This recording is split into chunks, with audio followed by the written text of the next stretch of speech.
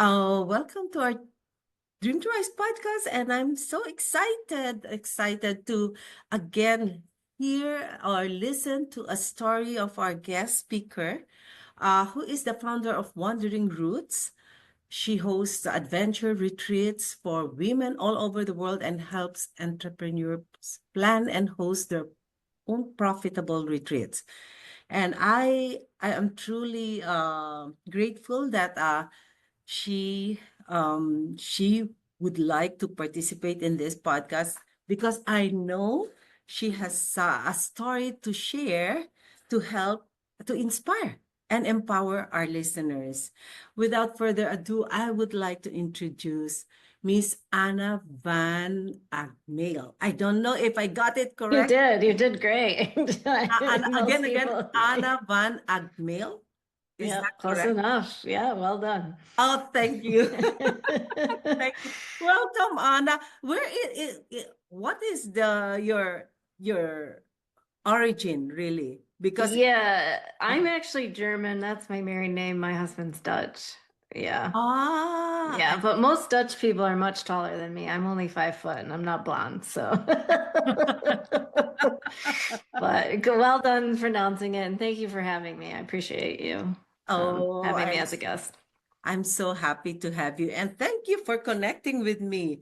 And Mhm. I would love to really um, hear your story and see how you were able to rise up from your adversity, from your trauma, if there is, because that's one thing that I would be asking you to share, please, your story. So probably you could tell us more now about yourself that brought you to where you are right now, Anna. Sure.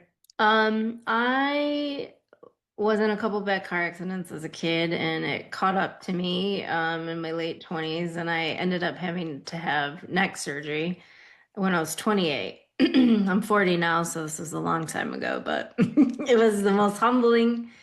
Uh, it was very humbling. I was pretty depressed. I had to wear a neck brace for 4 months. Couldn't drive, wasn't first time I had taken time off of work. It was like a great pause for me. I was really hustling high school, college, getting a job, climbing the ladder. And when I had those 4 months to sort of assess what my new body would look like and how I was going to move forward with that, but also I realized like I had had so much success in my career, but I didn't want any of it. I was like deeply like just unattached to it. I was proud of myself, but I wasn't passionate about it at all. And I had this very kind of awakening moment of if I can be this successful in something I'm not passionate about, how much success could I have in something I do care about? And Hmm. I had gotten into healthcare. I was working as a lab manager for 13 years.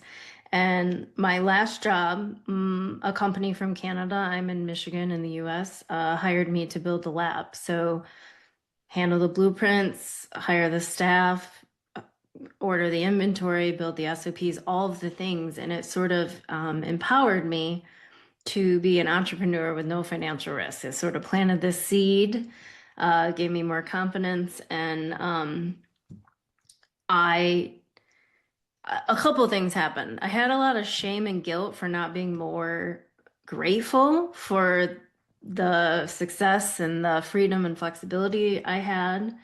And I also was very debilitated by not having a clue of what I wanted to do.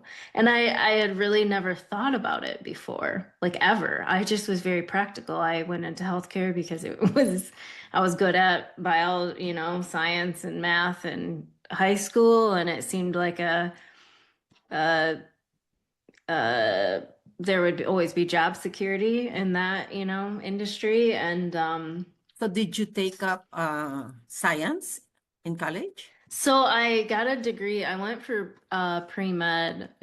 I worked as a nurse's aide for 3 years in college and did not want any patient contact. So I ended up switching my major and I got a degree in clinical lab science and worked in a lab just a general lab where you get your lab, like your chemistry and your hematology is drawn. And then I went into molecular diagnostics and worked for more fee for service, but in a research capacity to bring more testing online for just better testing, really, DNA based.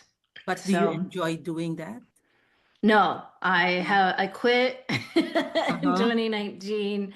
And I got into healthcare to help people, and I just kind of felt a little bit like um, there were just too many hoops to jump through to really help people. A lot of the testing we did was very helpful, but it was all based on how they build things for people to actually have access to the test and sales teams. So, um, yeah, so I ended up I started doing yoga Mm-hmm. because I had a lot of chronic pain and I didn't want to be one of those pain clinic patients at the young age of 28 for the rest of my life. And I Excuse ended me, up taking, were you still using your yeah, braces? I had a lot of issues with just well, I still kind of have some range of motion issues, but my left shoulder was really bothering me. And Again, I thought, this because of an accident, or is it yeah, so I ended up having my fifth vertebrae and my cervical spine removed and the adjoining disc. And I had a lot of whiplash and the car accidents when I was a younger kid, and so it just didn't fare so well. so up to And, now you're still experiencing some kind of pain um, every now I and would, yeah, I would say that I do PT every day. I take very good care of myself. I have regular body work, and so it is a thing that creeps up once in a while, but for the most part, it's managed by, I would say, Eastern medicine more than Western medicine. I don't take any like the pills or anything like alternative that. medicine, yeah. Yeah, alternative, yeah. Yeah, good, good. So. I think that's a lot better. I agree. Yeah, I think so too. I have a lot Uh-huh. of really great acupuncturists and Mhm. massage therapists and things like that that really help me. So, Yeah. Uh-huh. So when you started your yoga, mhm. did was this you attending yoga class or you coming up with a yoga class for It attendees? would, right, just me attending class, and then I really, really got into sort of knowing my body better and sort of meditation and those benefits. Mm-hmm. And then I took yoga 200-hour training for yoga teacher training just because I wanted to learn more. Mm-mm. And that was the first time I had ever been in a space with 11 strangers just loving and supporting each other for who they are and not who they're trying to be. And that's when I had this like epiphany of I could probably create these types of environments with my love for travel because I'd been traveling a lot for work. I would teach yoga around the world and I would host a retreat. And that was it. That was the idea. And I ran with it. Uh, so when you do retreat, it is more yoga based. You do yoga Wellness based. I always say that wellness looks differently for oneness. everybody and different for me on a day-to-day basis. So we encourage everybody on our retreats to choose their own adventure, and I want them to tap into their body and what they need in the moment, like Mhm. a nap if they want to skip an excursion, yoga if that feels good to them. If not, we create a really nice culture of no pressure, take what you need, show up where you can. So Mhm. So when was the time really when it made you that you made that decision to I have to stop what I'm doing in the medical yeah, field and now I have to focus because it's kind of scary moving to yeah, a new thing without any, yes, you've got training, but then yeah, being an entrepreneur wherein you will be investing now, like yeah. before Yeah, someone invested. yes, it took a while. It took a while for me to come to like the realization that I wanted to do it. And then like you said, I had this hurdle of like feeling like I was starting over and starting from scratch. And so I had surgery in 2012. I started the brand in 2017. I actually started a business with my husband in 2017, a co-own a landscape with him, and then I started Wandering Roots in 2018. And I did not quit my job until the end of 2019. I side hustled it and just saved a bunch of money in case the leap, didn't work out, which was great because 2020 happened and we didn't know what was coming, and I had to cancel all my retreats. So that was a good thing, to have a little like safety net of savings account. That's good. But it was tough. Yeah. That's good for you because a lot of people, like for example, when I retired, and then the others are kind of scared of retiring because what am I going to do afterwards? And then Yeah. will my retirement money be enough to Not sustain me enough. and so Yeah. on? So do I need another job for this or so? It's just like the same and before you retire, you have to, like what you did, try to see what are you passionate about, Yeah. and try it out, see if Mm-hmm. it will work, and then Yep. if it works, Yep. but very good, bravo. But then if not, then you still have that job, the landscaping job with your husband, right? Yeah. uh, Yeah. so is your landscaping job still So active? I quit my lab job in 2019 and then we still run the landscape company today. So both brands have been open for more than 5 years. Good, So I'm in my eighth and we're in the ninth for the good. landscape. So on top of that landscaping business, you do this, your yoga Mm-hmm. retreat. Mm-hmm. So how often do you do the retreat? Is it like once Yeah. a month, twice a month, 3 times a No, a couple times a year, 3 times a year. We three now times a only, year? yeah, when I initially started, we would do 3 nights, just sort of in northern Michigan, a few hours drive. I just got back from Iceland. We did a seven Oh, day very good. with a group of 11. It was lovely. It was so much fun. We had a Uh-huh. great group. And we go to the Dolomites in October. I'm working on next year's, and we mainly go international 7 days now. I'm going to do a domestic next year for the people that don't want to travel as far, and then probably two international. So three a That's good. year-ish. That's good. So how are you able, because this is another business, a lot of, what were your roadblocks when you started this, well, starting from scratch and then getting get getting the clients, right? Yeah. So how did you do that? So that I would say building an audience was the biggest hurdle. It was the hardest thing for me. I went from just working in a corporate job, not being a part of sales at all, Uh-huh. Yeah. to being that's probably the most important part. And when I started, 2018, blogging was still a thing. And I just shared how hard and humbling it was to change your life significantly and just stop doing what you've been doing and do something radically different. And I was really surprised on how much my inner circle, it was like a pretty significant like divide of people that were in my camp and people that were not supportive at all and thought I was having a nervous breakdown. And that was able to connect me sort of at a pretty vulnerable level to a lot of future clients because sales are hard enough, in my opinion. It's just marketing is the thing that I have put the most energy in, but felt the least satisfied with. There's so much guesswork, and from a scientist and like sort of data loving person, it's just not black and white enough for me to Uh-huh. sort of tweak things. Uh-huh. But it's a good challenge. It's a good growth tool. But when you host retreats, you the first time you meet your clients face to face, you normally stay the night with them immediately, like in the same house. So that I always say there's an extra layer to a sale of convincing them you're not a serial killer. And that's just my sense of humor, but also like it is a big ask for a lot of people. It's like Okay. for the landscape company, most people will invest in their homes. They'll invest in themselves last, and then they'll also like not have to be so vulnerable once they do Mhm. it. Um, so anyways, I had to start a social media account. I created a website and just slowly.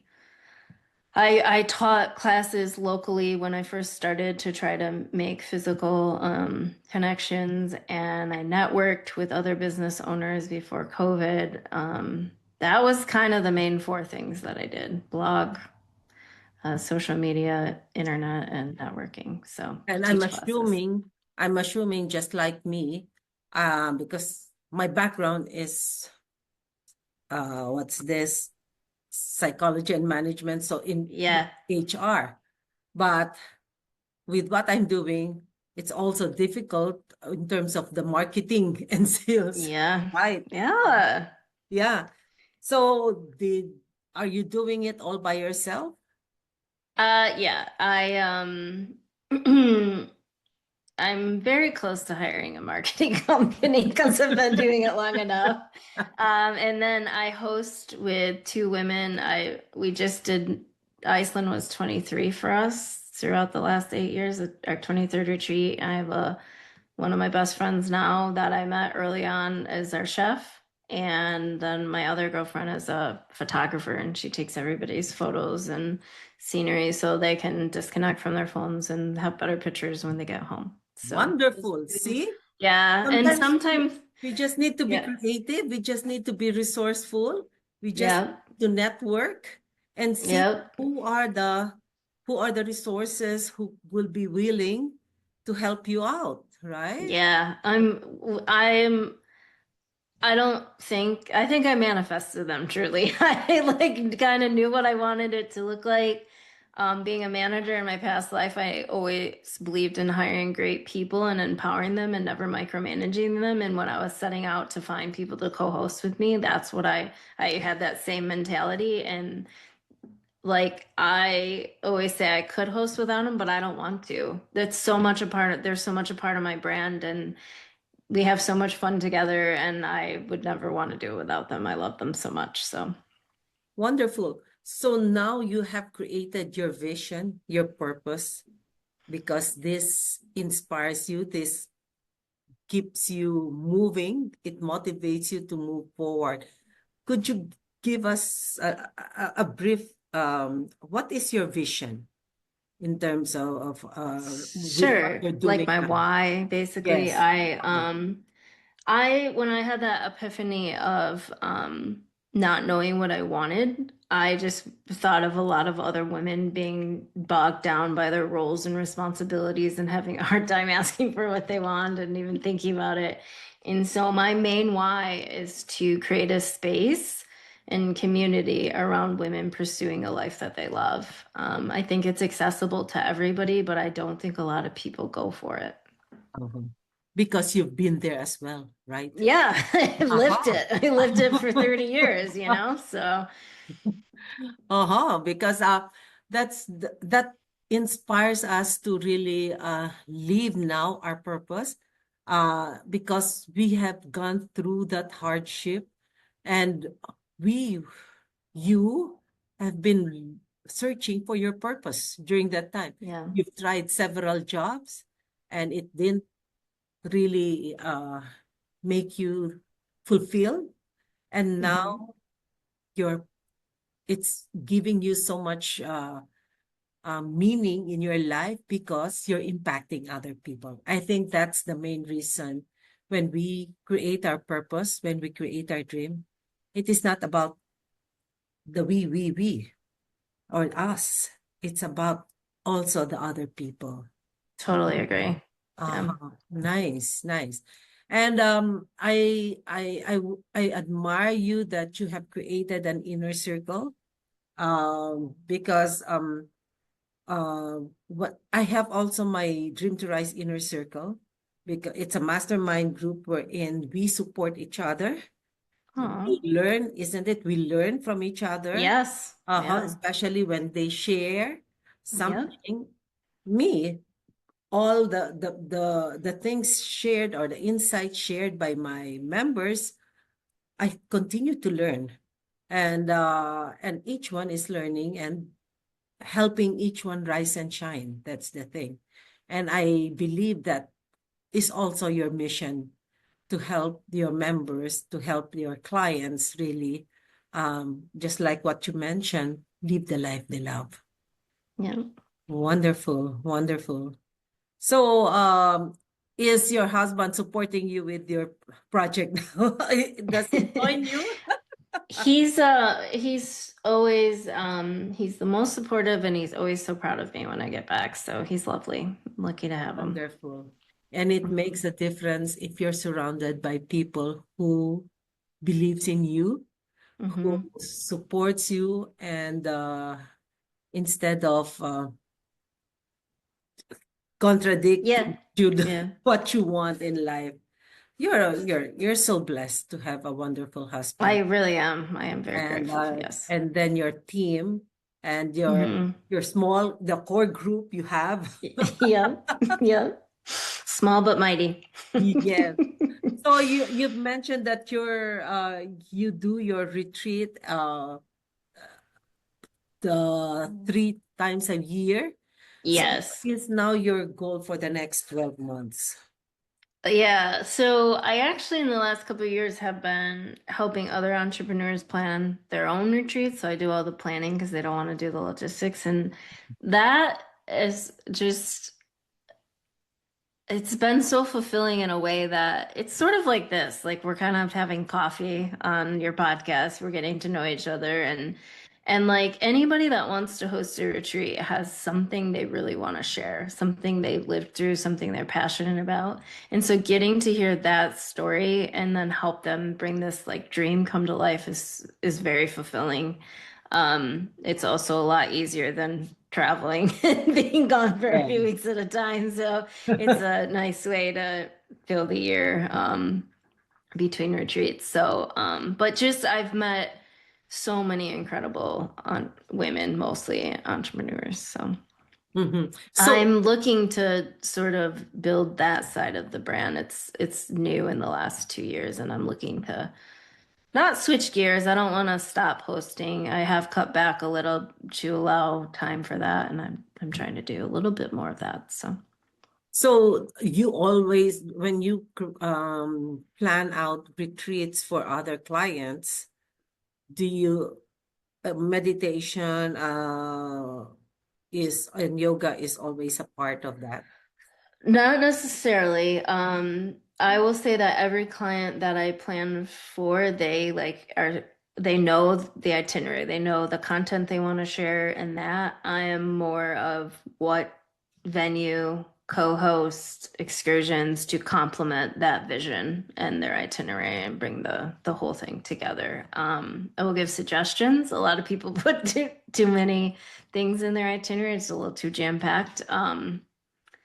But for the most part, that is the thing that they are pretty confident with knowing what they want, and they need help with the how to get it done piece. Yes. I we had for my inner circle, we had 2 retreats, one in Hmm. Buffalo, New York, and one in Chicago. Oh, And nice. I'm the only one doing it, planning. It's a It's lot. also it's hard work, It's especially hard work. also the logistical arrangements, the Hmm. accommodation and so on.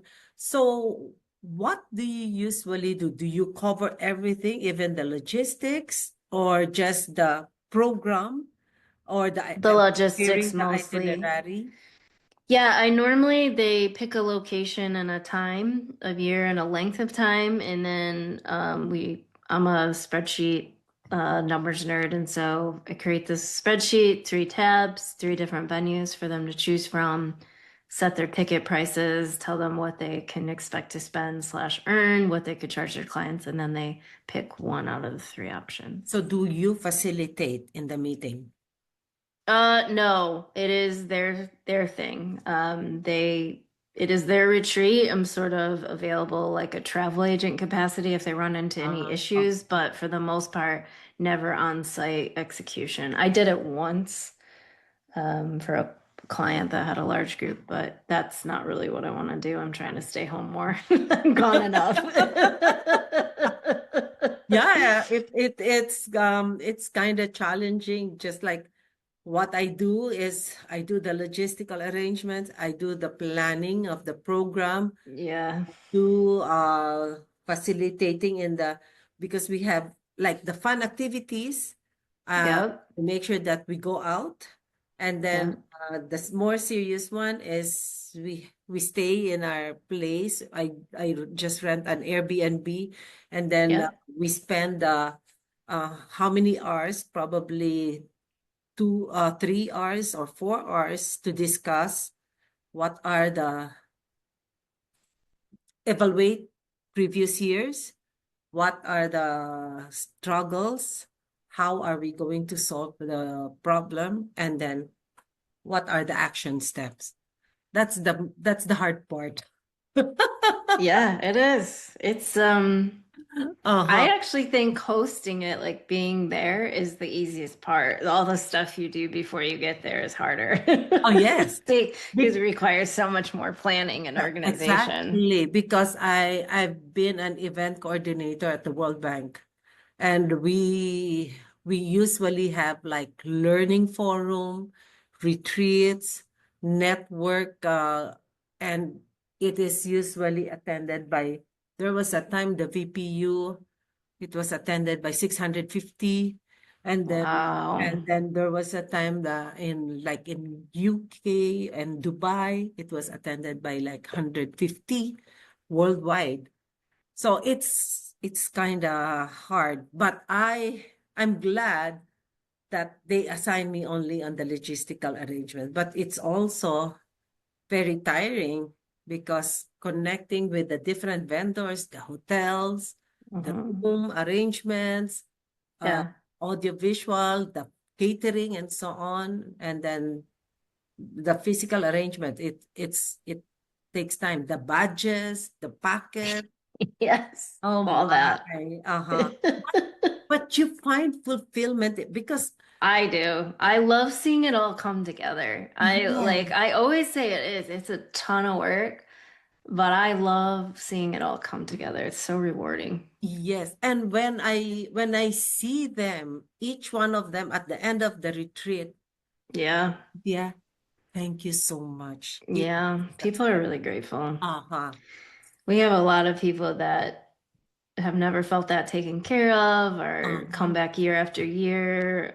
It's almost like adult summer camp where they like make arrangements to meet the following year at whatever one they're going to go to together. It's just so fulfilling and rewarding to see people connect and actually fill their cup and invest in themselves. And It's you lovely. see them enjoying Yes, each other. becoming friends and Yes. So have you tried doing wedding arrangements also? no, I don't want that No. life. No. No. I like having like these like less than 30 people groups of just these intimate gatherings, less just the budgets on some of these weddings and the expectations are just insane. Yes, I know, So, no. And actually, I just want to share. It was during organizing events when I started having vertigo attacks. oh no. Because And the stress. I'll be awake Yeah. in the evening, and there are times that I'll just wake up. Oh, I remember that I have to remember. That's why I have a piece of paper beside my bed at the side table, because I might forget the following day. The Yeah. What am I supposed to do the following day? So Yeah. it's really stressful. And being Yeah. a coordinator, being a retreat host, being yes, a coordinator, it's laborious. It is also it takes so much of your energy, and then the time. But again, just like what your vision calls for, you give them, especially, so most of the time your clients are women. Yes. Uh-huh. I So you give them, you see them when you see them happy creating the life they love, it's so meaningful and fulfilling. Uh-huh. totally. Yeah. Yeah. So again, oh, sorry, I don't know.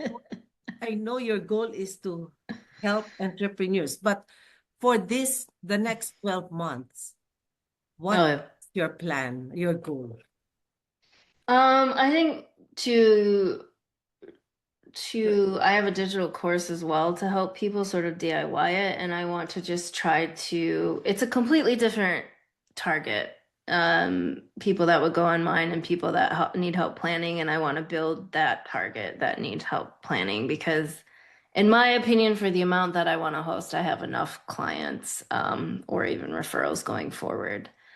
So it sort of feels like I can set it and forget it and put all of my energy into So this other settle first audience. with what you have right now. Yeah, and then in long term, I want to build my own retreat center badly. Yeah.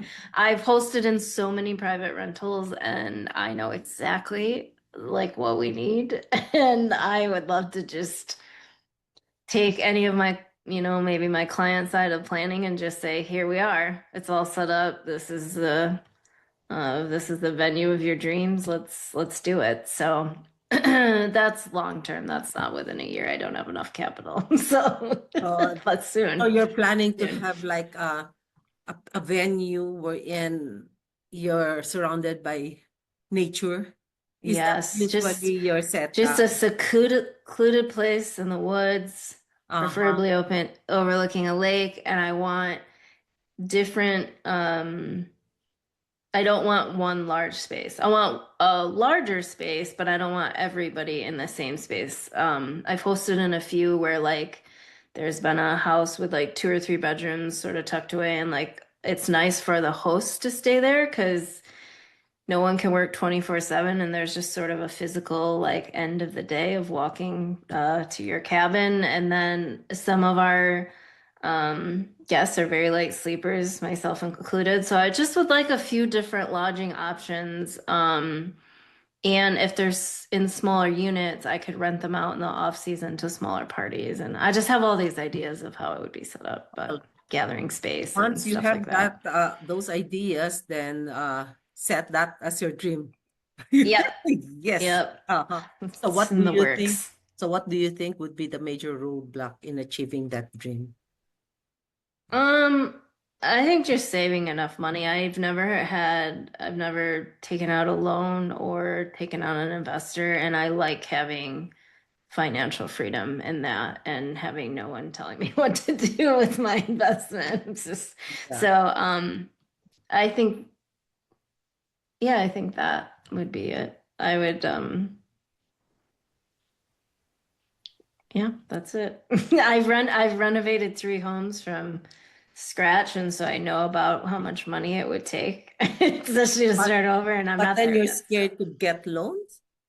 You were saying, no, no, I wouldn't mind taking like a construction loan or a mortgage out, but we just renovated the house I'm in currently. We finished okay. our cottage and we're doing that, So and I if just want a that, couple years yeah. to So if that build kind a of nest thing, egg for a down payment and things like yeah, that. Yeah. yeah, yeah, it takes time for you to save that down payment, Yeah. but that's Yeah. in the plan, right? It's in the plan.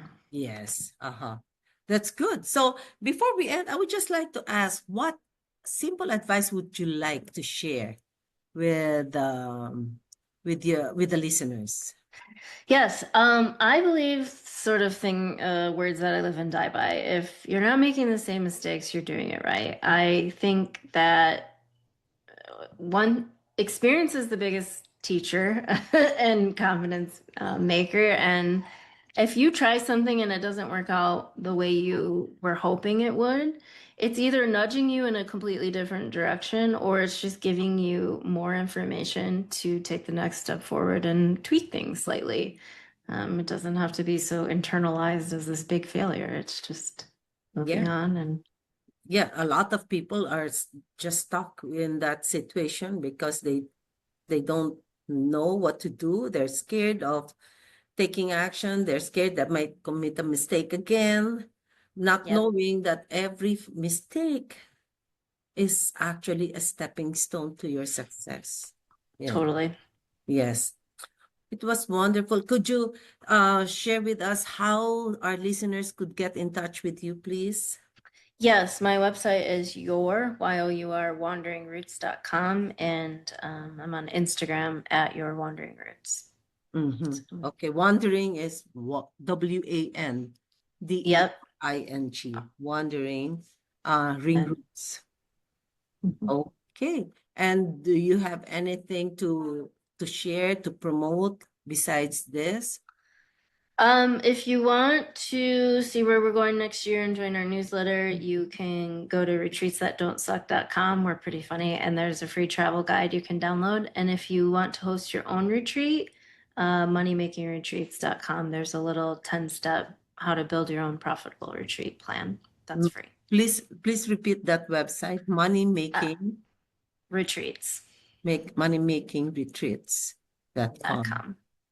And this is your website. Yeah, they all default to technically your wandering routes, but they go to the freebies if you want a free travel guide or a free 10 step to build your own. Okay, so our listeners, if you want freebies, because we all want freebies. Yes, we do. So please visit Anna's website, moneymakingretreats.com. And social media, how could they get in touch with you? Yeah, Instagram is at your wandering roots and Facebook is wandering roots. Mm-hmm. Okay. How about LinkedIn? I am on LinkedIn just under my name, Anna VanAgtmael, which is VanAgtmael. It's terrible. So long. Again, I will spell it for them. Anna, ANNA. Anyway, you could, they won't be able to see this, it's audio. And then VanAgtmael, VanAgtmael. So please take note of that and then just follow her on Instagram, LinkedIn, and Facebook. Thank you so much, Anna, for this Thank wonderful you. interview. It was nice chatting with you.